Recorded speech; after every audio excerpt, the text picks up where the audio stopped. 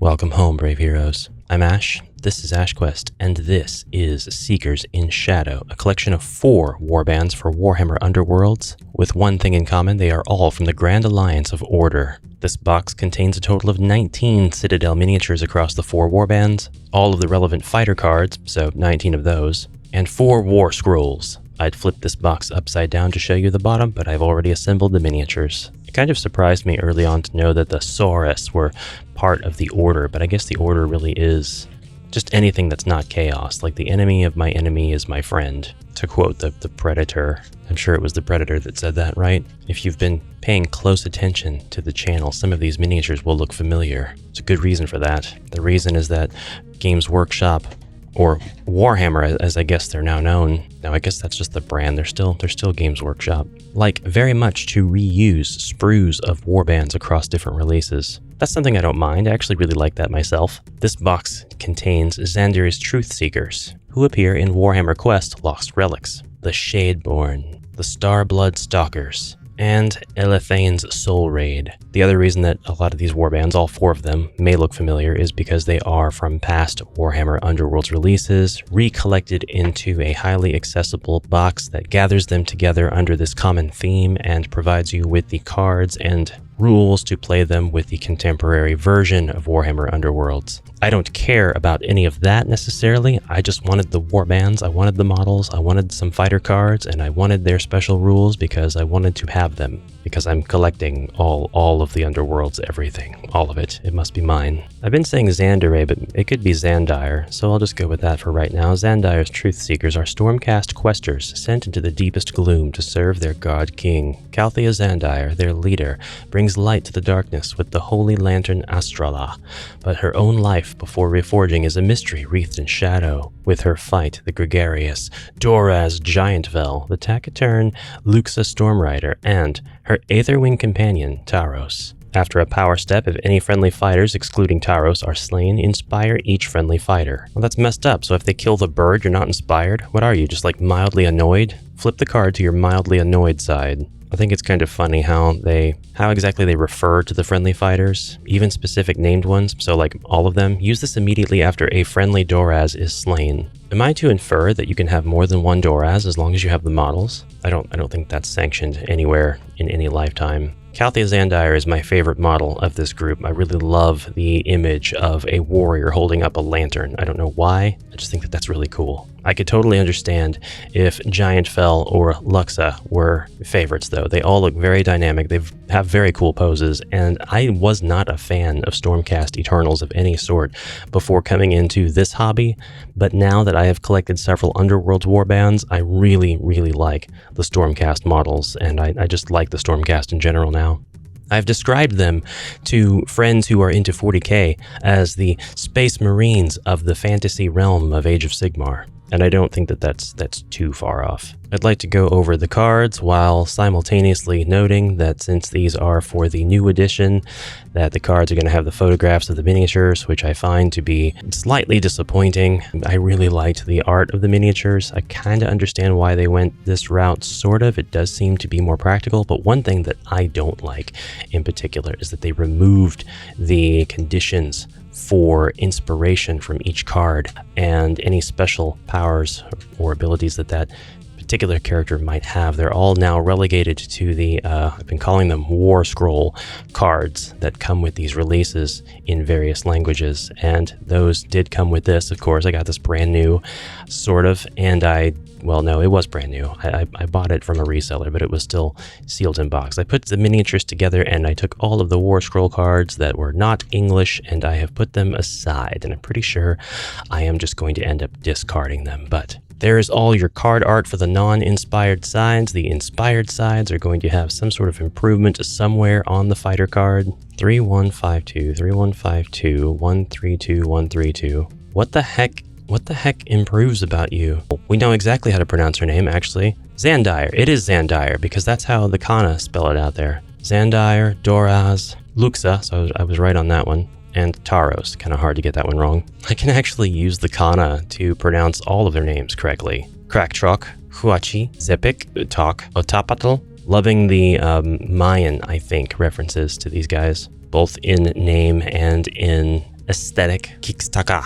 Yeah, I'm still wondering how they change at all after they become inspired. Well, okay, Doraz gains an additional stat. I found it. So this is 132, and then when you flip the card, we have this shield here. I actually don't know what that means. If you know, you can let me know in the comments below, but right now, it's not super relevant. What's relevant is that we move on to the Shadeborn. The Shadeborn are sinister elven assassins. Each bears the shade mark, allowing them to slip through the gloom. The murderers Valissa Umbril, Drusilla Viscerax, and Silark Greyblood all wield this brand's power with a deft arrogance, but none can match Silthale Shadestalker, who, it is whispered, bears pacts with penumbral powers sealed in blood. These are like the hottest of the characters I think I've come across. This one right here bears the image on the cover of Nether Maze, yeah, and that box art is just oof. It's so good. It's so nice. The sculpt is really cool too. Bit of additional praise for the Stormcast Eternals. They are the easiest models to put together because they're so big and chunky and full of armor and cape. Models like these are okay, but sometimes it's a bit questionable, even with the pretty clear-ish instructions, how they're supposed to go together. And then when you do finally put them together, something kind of twists into place, and you're like, oh, I didn't know that, or it would have been a lot easier. Silthale gets my Best Mini award from this warband. Next up, we've got Elathain's Soulraid, a bunch of, I believe, Idoneth Deepkin. Am I wrong? Is that what they are? They're sea elves? No? Yes, the Idoneth are a cursed people who must steal the essence of others to survive. The cold-eyed soul-render Elathain is especially skilled in this sorrowful art, escorted by his sworn Achelian guardian, Fuiran, as well as the blind Marti Tamael and the crustacean bond beast, Duin Claw. Elathain seeks new, strong clusters of soul for harvesting. So yeah, this warband comes with a fish and a crab.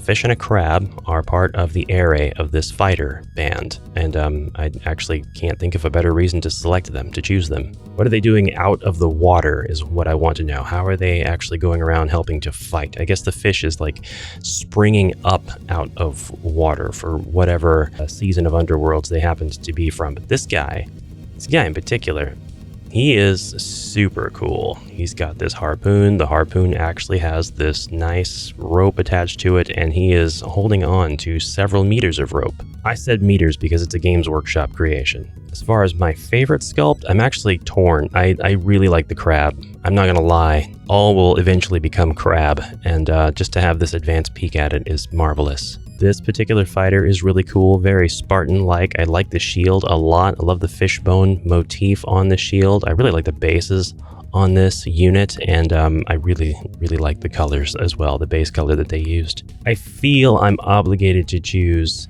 the main character here, because that's him, right? That's Elathain. Yeah, that's Elathain. But no, I think Fuiran wins this one for me. Just the coolest looking, in my humble opinion. I mean, this one is really badass. I really think the scale of this miniature is awesome. I love the net with the hooks. I love the spiky thing, whatever kind of classification of weapon you might want to call that. The bell above the head, denoting that it's lunchtime for all of his comrades, is very handy to have. And the sea serpent, just swimming alongside, that's really cool. You might mistake it for a tail. It's not a tail. Might have used that line a few times in college. Alright, but the winners here, my favorite warband, narrowly, mind you, there are no far seconds. These are all really cool warbands for being Order, and I think it's because they're all very gothic. They're all very anti-hero. I mean, the Stormcasts are kind of the closest thing you have to paladins in this universe, but even then, they're paladins that get reborn, and every time they get reborn, a piece of their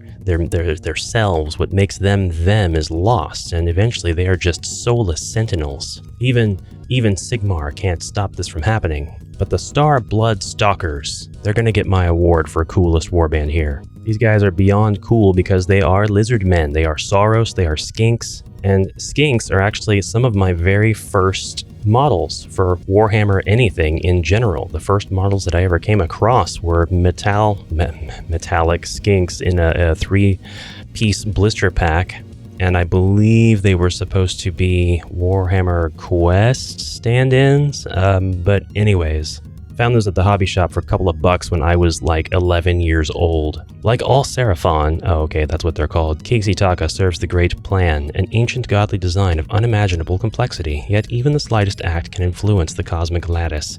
And so, the Star Priest, his nimble skink companions, Zepiktok, Huachi, and Otpatl, and the hulking Saurus Old Blood Klaktrok have become adept at carrying out such strikes to shift the patterns of the heavens.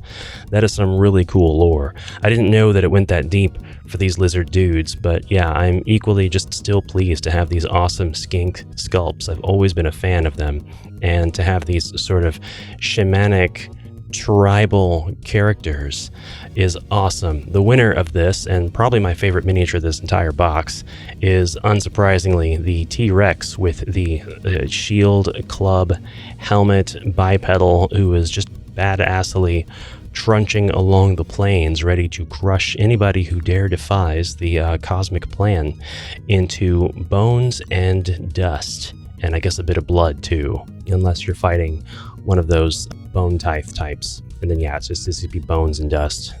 That's all they are. But yeah, most awesomest sculpt here. A second, Xandire. Calthea's sculpt is awesome. She is so impressive. Let's get my winners up here on the pedestal of truth for all to see, so that I can show off the best of the best here. Yeah, these guys are almost worth the box, except they're not, because the box was like, it really wasn't that bad, actually. The box was fine. Don't buy them retail, don't buy them MSRP. MSRP is like over $100, and even when I was at Gen Con last year, these guys were like $100 even, flat for a box, and I thought that's a bit, it's fine if you're used to Warhammer stuff, and you pay those prices anyway, regularly, and you're passionate about this stuff, but I'm too much of a deal seeker. Okay, so I try to make all of these Grand Alliance Warband box unboxings as different as possible, and I think I presented this one in my favorite way so far. So probably the last few Warband boxes that I have to get will be presented in this way, because I really enjoyed just kind of glancing over the cards and showing you the miniatures up close while giving you my favorites. You'll have to let me know if you liked this format as well. But for now, brave heroes, thank you so much for watching. Thank you so much for your kind attention and your lovely comments down below, and I will see you in the next exciting episode. Until then, I hope you have a fantastic rest of your day. Who was your favorite out of this box? And I'll see you next time. Bye for now.